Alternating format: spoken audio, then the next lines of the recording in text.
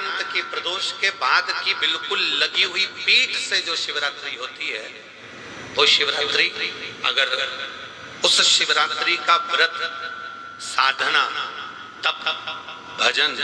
संसार का मनुष्य कर लेता है तो जिंदगी में उसने कोई व्रत किए ना किए हो, अगर एक व्रत शिवरात्रि का, प्रदोष की पीठ से लगी हुई शिवरात्रि का अगर कर लेता है तो उसको पूरे जीवन के व्रत का पुण्य फल प्राप्त हो। एक व्रत शिवरात्रि का प्रदोष पर्यंत की, अर्थात प्रदोष की पीठ से जुड़ी हुई। अब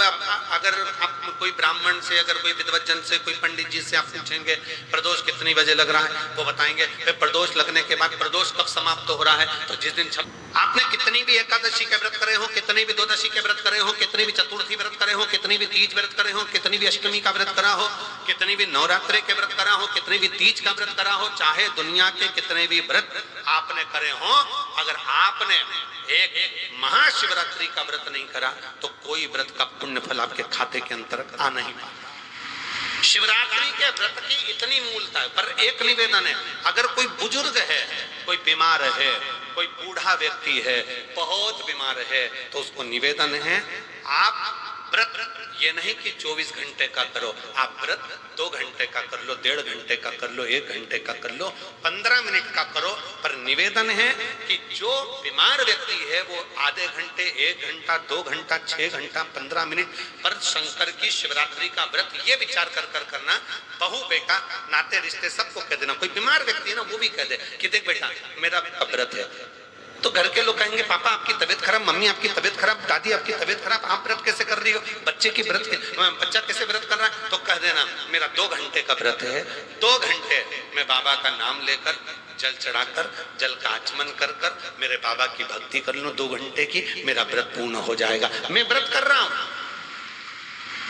आधी में पुनी, तुलसी बाबा कहते हैं थोड़े में बहुत होता है। आपके व्रत अगर कोई बीमार है उसके लिए, अगर कोई कष्ट है शरीर में उसके लिए ऐसा व्रत है, बाकी के सभी के लिए तो वही व्रत शिवरात्रि का पूर्ण व्रत है जिसमें भगवान शंकर की विरल भक्ति को हम प्राप्त कर।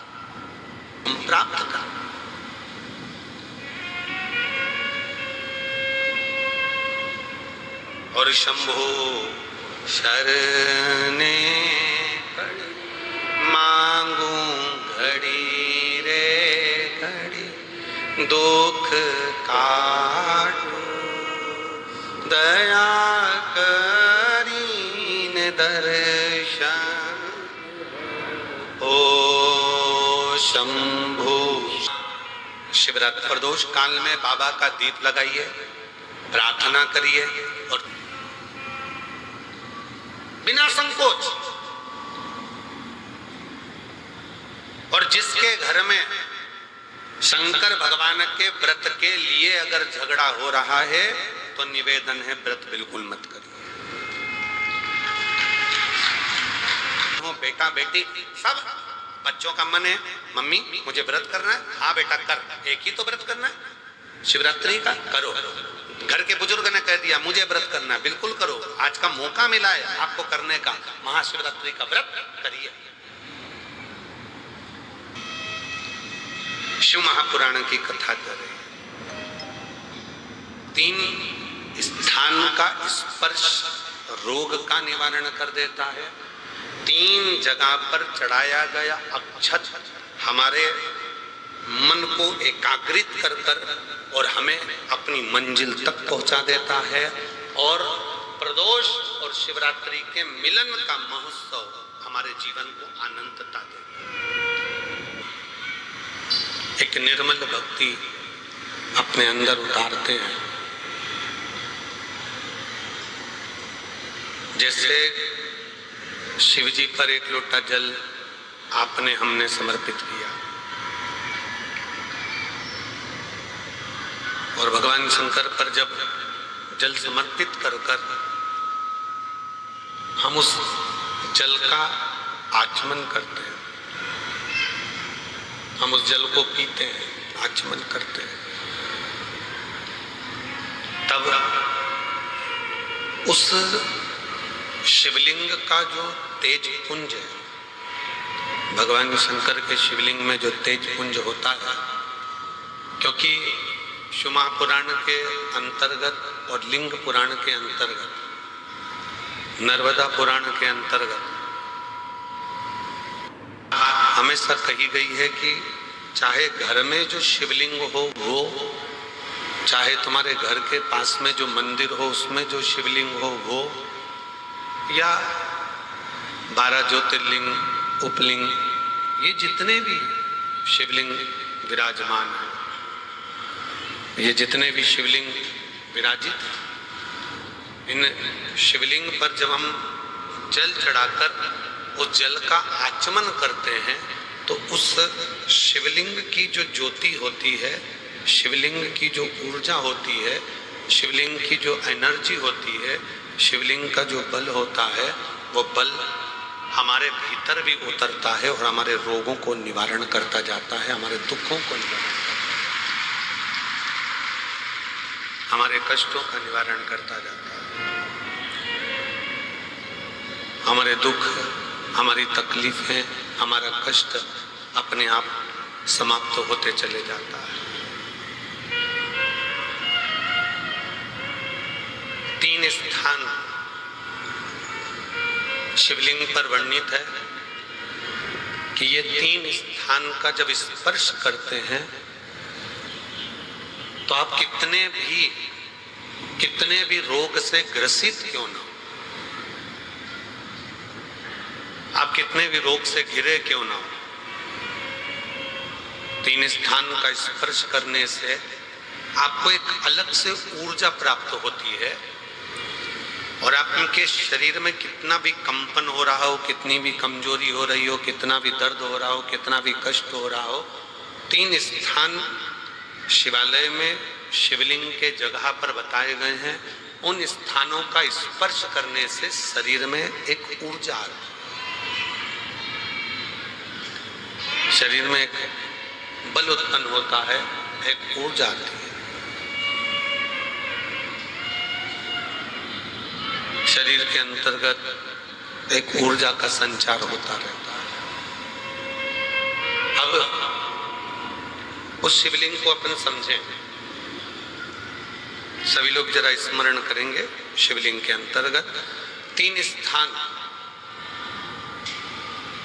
ऐसे बताए गए हैं जो हमारे को एक बल देते हैं, हमारे भीतर की ऊर्जा उत्पन्न करते हैं। हमारे अंदर कितनी भी कमजोरी होगी, अगर आपने वो 3 स्थान पर हाथ का स्पर्श कर कर पंचाक्षर मंत्र नमः शिवाय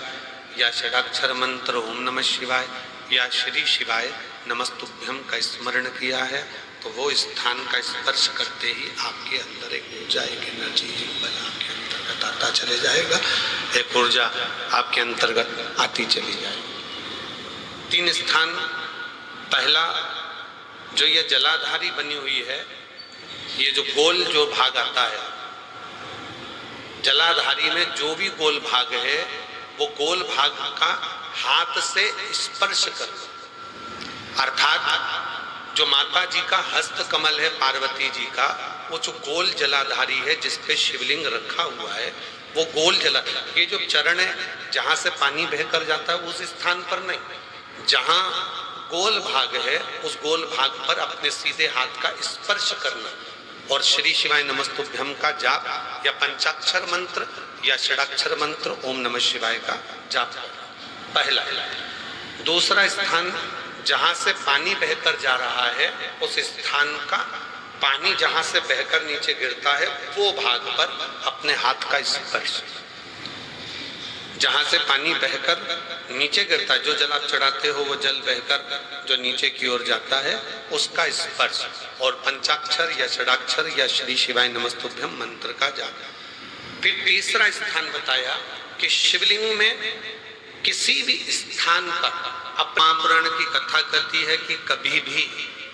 अगर कोई फार्म भर रहे हो, कोई एग्जाम दे रहे हो, कोई कंपटीशन एग्जाम में बैठे हो, या मेरे बेटे बेटी 10th और 12th का यदि एग्जाम दे रहे हैं तो अपना 2 मन मत करो, तुम एक मन बनाओ कि मैं इस एग्जाम में बैठ रही हूं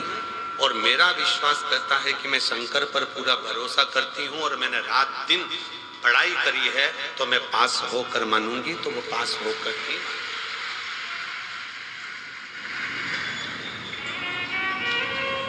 जहां मन विचलित हो जाता है, जहां मन दो हो जाते हैं, फिर वहां थोड़ा सा भ्रम उत्पन्न हो जाता है, फिर थोड़ा सा भ्रम उत्पन्न हो सकता है। पर जब आपने एक विचार कर लिया कि मुझे श्री शिवाय नमस्तोभ्यम। तो दोस्तों, हर हर महादेव। कि दुनिया आपने में कोई पंडित ऐसा प्रदीप पैदा मिश्रा नहीं का हुआ कि कथा आपकी का सफलता श्रवण को किया। रोक दे, आप आगे आज बढ़कर मासिक ही शिवरात्रि है। मासिक शिवरात्रि का और सभी को एक निवेदन बधाई। और हर हर महादेव। श्री शिवाय सफल नहीं नमस्तोभ्यम। हुए पंडित तो प्रदीप चिंता मिश्रा मत के करना। कहे अनुसार मासिक शिवरात्रि चिंता करने अवश्य की करें, जरूरत ये नहीं है। नियम का पालन। एक बार अगर एग्जाम हर दिया, हर एक बार महादेव। अगर अपन सभी फील्ड में को उतरे और एक बार में शिवरात्रि की सफलता ढेर नहीं सारी मिली तो चिंता मत शुभकामनाएं। करो। श्री शिवाय ये मत सोचो कि नमस्तोभ्यम। पीछे हट गए।